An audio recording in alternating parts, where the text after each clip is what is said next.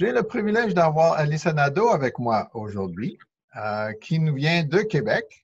Aide-moi, tu as fait ta première année de cégep, quoi? Oui, c'est ça. C'est un prix universitaire en art visuel. Je t'ai envoyé une photo du groupe à la rentrée, là. OK? Donc, tu es dedans.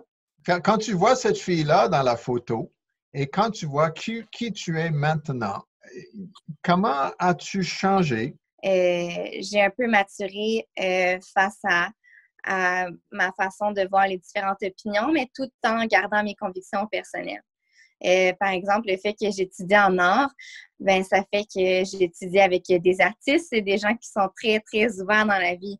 Puis, des fois, j'ai trouvé ça difficile au début de dire, OK, j'ai quand même appris à témoigner ma foi, puis aussi à la témoigner de façon à ne pas l'imposer aux autres, mais juste la montrer. Là, ça m'est arrivé plusieurs fois justement avec mes amis qui me disaient, OK, ben explique-moi ça. Dans le fond, fait que là, je l'expliquais, mais eux, tu sais, eux, ils disaient quand même, OK, ben, tu sais, moi, je crois pas à ça, mais c'est vraiment cool. Puis ils me posaient vraiment des questions sur, je sais pas, ma position sur tel sujet et tout, parce qu'ils voulaient l'entendre, mais juste pour apprendre sur l'opinion, pas parce qu'ils étaient vraiment intéressés, eux, intérieurement. Mhm. Fait que c'était particulier, là, comme conversation. Je crois qu'il y a une richesse en prenant une année de côté pour apprendre la parole de Dieu parce que ça te focus sur ce que tu es, sur ce que tu veux, sur le plan de Dieu pour ta vie. Puis après ça, ça t'enligne à aller plus loin, puis à agir de façon à ce que tu veux refléter le Seigneur dans ce que tu fais. Mais tu es plus vieille que les autres maintenant.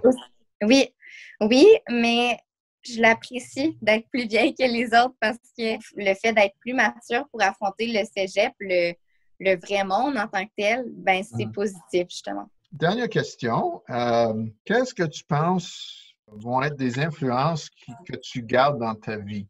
Je dirais peut-être du côté du ministère avec mon église, là.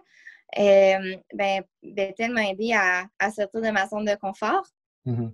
puis à essayer des nouvelles choses, puis de se dire, OK, ben, pour servir Dieu, c'est pas toujours ce qu'on veut faire. Des fois, ça nous pousse à aller un peu plus loin. Mais le fait d'avoir justement les staffs de parole de vie ou les profs qui sont là pour, ou nos conseillers, nos conseillères aussi qui sont là pour nous écouter, puis nous donner des conseils des fois, mais c'est vraiment bien.